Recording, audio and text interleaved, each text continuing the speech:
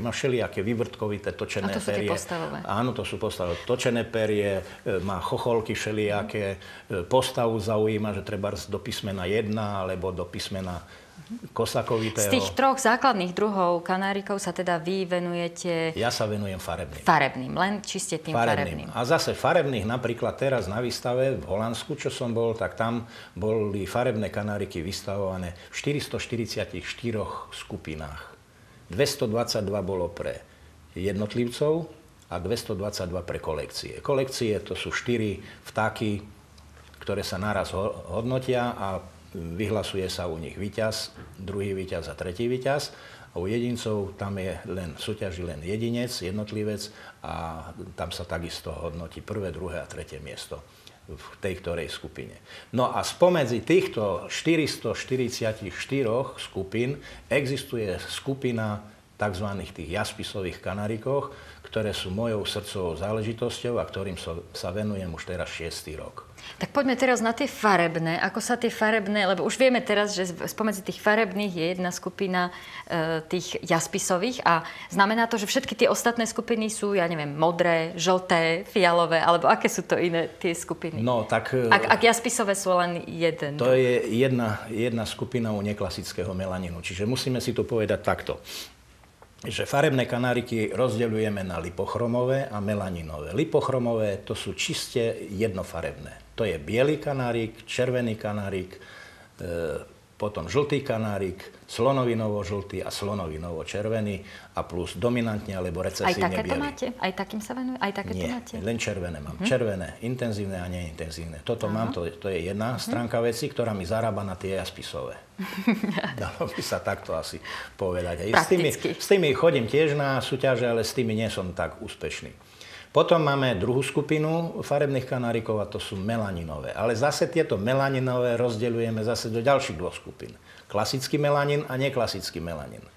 Klasický melanín to je niečo podobné, ako by som to tak vulgárne porovnal s vrabcom, našim domácim vrabcom.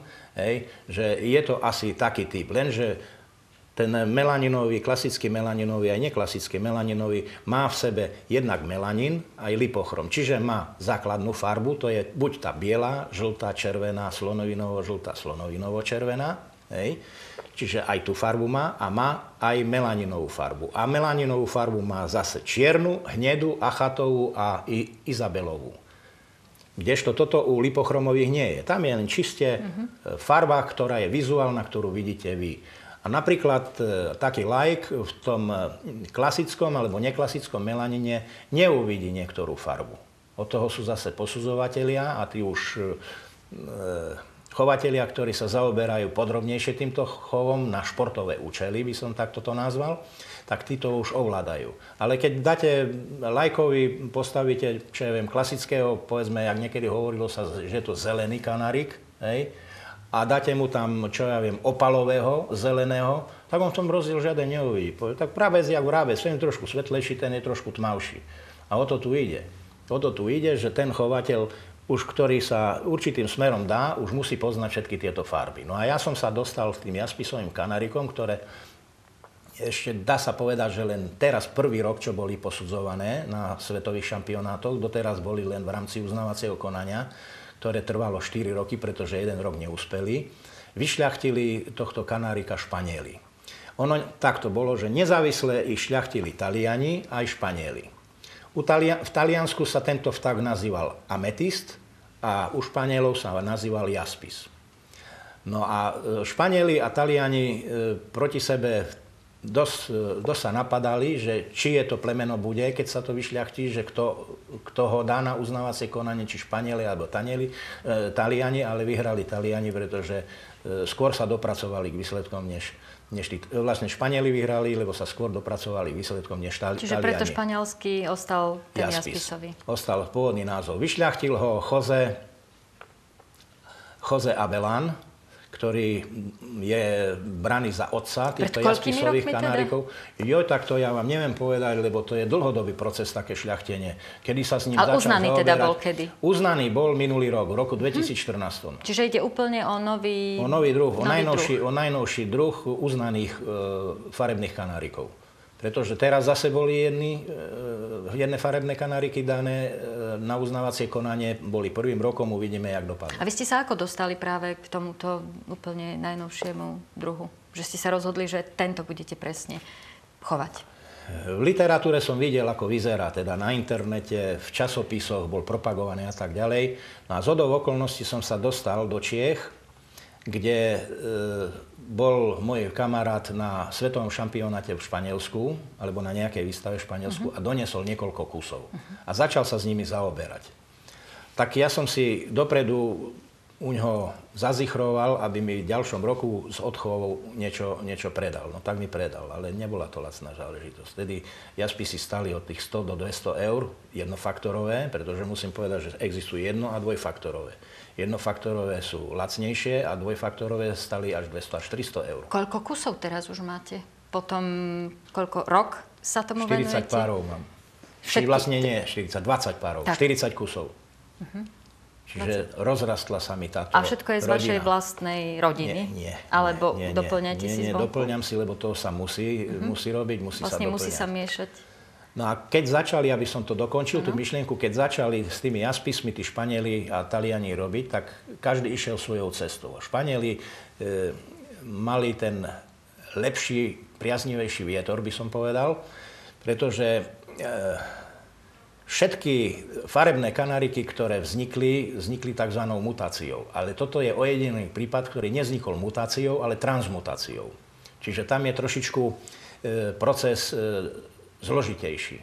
Pretože najprv Španieli začali krížiť medzi sebou dvoch príbuzných vtákov. Čižika nášho, európskeho, respektíve povedané presnejšie stehlíka čižavého, nášho európskeho a čižika juhoamerického. Z toho získali určité podomstvo, niečo bolo plodné, väčšina bolo neplodných a takto tieto vlastnosti preniesli na farebného kanárika.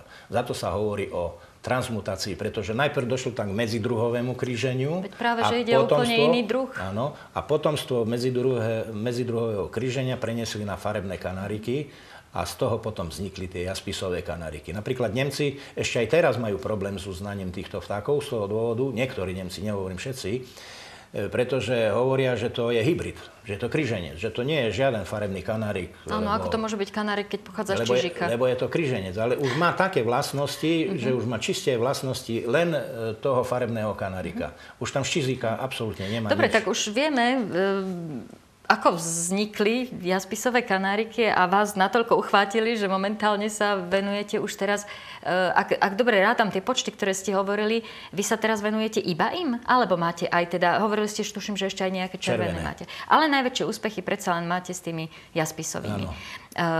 Poďme na to, prečo ste aj dnes tu a o čom bola aj naša minulotýždňová reportáž, že ste boli aktuálne, teda len nedávno, na veľkej svetovej výstave alebo európskej výstave v Holandsku. Tak povedzte, ako to tam teda prebiehalo a ako ste sa tam dostali? To môže tam ísť hocikto, alebo bol to nejaký výber, alebo na základe nejakých predchádzajúcich úspechov? Nedá sa povedať, že by tam mohol ísť hocikto. V prvom rade to musí byť organizovaný člen Slovenského zväzu chovateľov. Čo vy ste? Áno, ja som, takže to je prvý predpoklad. Ďalej musíte mať určité úspechy na našich výstavách a to som mal. Mal som či už u nás na Slovensku, alebo v Čechách. Spomeňte tak aspoň tie najväčšie. Tak v Čechách napríklad som dostal šampióna, prvé miesto a druhé miesto na Exote v roku 2011 sa mi vidí. Potom som to zopakoval aj v roku 2014. V 2012 som sa stal majstrom Slovenska na Ornite, tu u nás na Slovensku. Takže to boli už bolo s tými jaspisovými. S tými jaspisovými. Ale ešte tieto jaspisové neboli uznané v rámci celosvetového meritka a už som s nimi takéto výsledky dosahoval. Ale boli uznané na Slovensku, ak teda... Neboli uznané, ale dosť nad tým, že akceptovali sa. Nie síce všetkými Čiže napriek tomu, že neboli uznané, už ste boli na výstave a dostali ste cenu. Áno, dostával som ocenenia, čo strašne veľa ľuďom to išlo proti srsti a znepriatelili sa. Preto sa na to špeciálne pýtam, lebo keď hovoríte o tom, že ten kanárik je uznaný rok a vy rátate ceny už spred 3 alebo 4 rokov. Bol som skrátka obvinený z toho, že som posudzovateľom farebných kanárikov a že som ovplyvnil posudzovateľov, rozhodcov pri jednotlivých výstavách. Je to vôbec možné? Je to možné? Tak je to možné. U nás je možné, v dnešnej dobe je možné všetko, ale v zahraničí až tak celkom nie. Ale poviem otvorene, že tým, že u nás my na Slovensku, napríklad veď tento štandard, keď bol prijatý, tak bol prijatý štandard ešte predtým, než boli uznané farebné kanáriky. Hej? A vlastne tieto jaspisové kanáriky.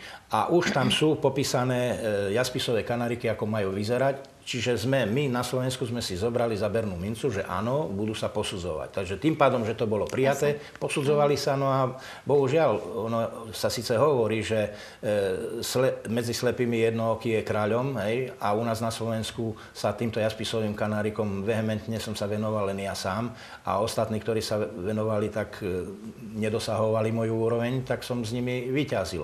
No a bol som obviňovaný, že ja si to sám udeľujem ceny a tak ďalej, no tak som povedal, dobre, v poriadku, keď ma takto obviňujete, pôjdeme na svetový šampionát. No tak som šiel na svetový šampionát a mal som tam všetkých 3 vtákov, ktorých som tam mal 91 bodových, čo je na medailové. Ale neboli ste jediní v tomto prípade s jaspisovými kanárikmi? Nie, tam bolo 10 chovateľov z celého sveta, ktorí vystavovali jaspisových kanárikov a konkrétne ich tam bolo 211. Čiže na margo toho, o čom ste rozprávali, že na Slovensku sa to inak bralo ako... Čiže mali ste konkurenciu? Áno. Bola tam už konkurencia a v tej konkurencii som obstal, pretože najlepšie hodnotený jaspisový kanárik mal 94 bodov, na druhom mieste 93 bodov, na treťom mieste mal 92 bodov a moje mali všetky svorne po 91 bodov, čiže umiestnili sa na 4. mieste. Získal som nejakú zemiakovú medailu, by sa dalo povedať takto. Ale napriek tomu ste spokojní, aj práve kvôli tomu, že všetky tie reči o tom, že jediný... Ja som nesmierne spokojný a všetkým svojim neprajníkom odkazujem, že toto je moja odpoveď práve na tieto reči, ktoré o mne šírili. Poďme k tejto vašej knihe, ktorá sa nazýva Štandard pre posudzovanie farebných postavových kanárikov a krížencov. Je vydaná pod hlavičkou Slovenského zväzu chovateľov, ale ako autorom tejto knihy ste vy. Vyšla len v minulom roku. Ja to takto dám kolegom, aby to vedeli nasnímať. Povedzte nám niečo o tejto knihe, pretože my sme naozaj ešte v Lani, alebo predvlani tuším, hovorili o tom, že táto kniha je pripravená do vydania a čakala dosť dlho na to, aby si našla cestu k čitateľom, alebo komu je vlastne určená? A o čom je, keďže je to štandard? Kto tie štandardy vymýšľa a... Vy ste teda autorom, ale neviem, či tam vlastne, ak je to teda pod hlavičkou Slovenského zväzu chovateľov, tak nech sa páči, povedzte nám niečo. No tak je to štandard, ktorého som ja autorom, to ste dobre povedali. Čiže ja som jeho otcom, by sa dalo povedať.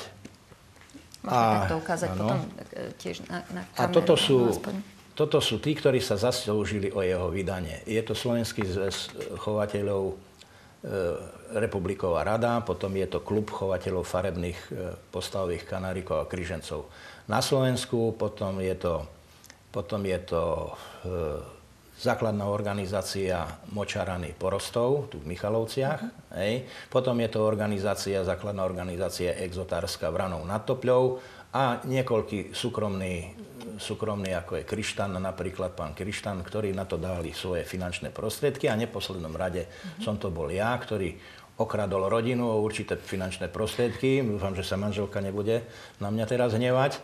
A zbytok som doložil z našich rodinných finančných prostriedkov. Pretože v dnešnej dobe je taká situácia, že vy, keď chcete vydať knihu, áno, môžete ju vydať, ale nejak to bolo pred rokom 1989 za socializmu, že existovali jednotlivé vydavateľstva a konkrétne pre chovateľstvo existovalo vydavateľstvo Príroda, kde ste dali svoj rukopis a nestarali ste sa o nič. Teraz musíte si vydavateľa nájsť, musíte si nájsť finančné prostriedky, musíte s ním urobiť zmluvu, musíte sa zahlásiť do fondu, teda to už urobí vydavateľ, že vás zahlasí do Fondu slovenských spisovateľov, alebo tak sa to nejak nazýva. Tam vám pridelia číslo, tzv. ISBN, sa mi vidí. Hej, toto číslo, jak máte pridelené, môže sa kniha vydať. Kniha sa vydá, vy zaplatíte, oni vám dodajú výtlačky. Dobre, toto je tá ťažkopádna genéza toho, ako to vznikalo, ale v každom prípade nám povedzte teda, komu je určená. Je to bežnej čitateľskej verejnosti, alebo je to pre chovateľov? Je to výlučne len pre posudzovateľov, farebných postavových kanárikov a križencov a pre chovateľov, ktorí sa zaoberajú športovo týmito plemenami. To znamená, že laik, ktorý chová vtákov len preto, že by mu to trošičku spievalo, jemu táto kniha veľa nenapovie. Ale ten, ktorý sa chce hĺbkovo venovať problematike chovu týchto vtákov, tak táto kniha je pre ňoho veľmi prospešná. A divím sa napríklad, že je ešte aj v dnešnej dobe veľa chovateľov, ktorí chodia po výstavách a vôbec ju nemajú, pretože stojí 20 eur a bohužiaľ každý krúti s nosom, že je to príliš veľa. Pán Vojník, vy ste hovorili o tom, že ste posudzovateľom a tá kniha je tiež určená pre posudzovateľov. Čo znamená byť posudzovateľom a ako ste sa k tomu dostali? Posudzovateľ znamená, že to je ako rozhodca v laickom ponímaní slova? Tak by sa to dalo povedať športovou terminológiou. Lebo už sme sa o tú tému tak obtreli pred chvíľou, že ste dokázali vraj ovplyvniť teda v úvodzovkách iných. Tak čo znamená byť posudzovateľom? A aké kritériá k tomu je treba prejsť, aby ste sa posudzovateľom stali? V prvom rade, keď sa chcete stať posudzovateľom na určitý druh zvierat, musíte tieto zvieratá chovať. To je prvá podmienka. A musíte ich chovať nie rok, 2, 3, ale dlhodobejšie. Dlhodobejšie venovať sa tomu aspoň 5-10 rokov a konkrétne na určitý druh. My nemáme dobré kritériá na Slovensku, ani Česi nemajú dobré kritériá, čo sa týka posudzovateľov. Medzinárodní rozhodcovia tam sú špecializovaní len na určitý druh. Poviem konkrétne. U exotického vtáctva existujú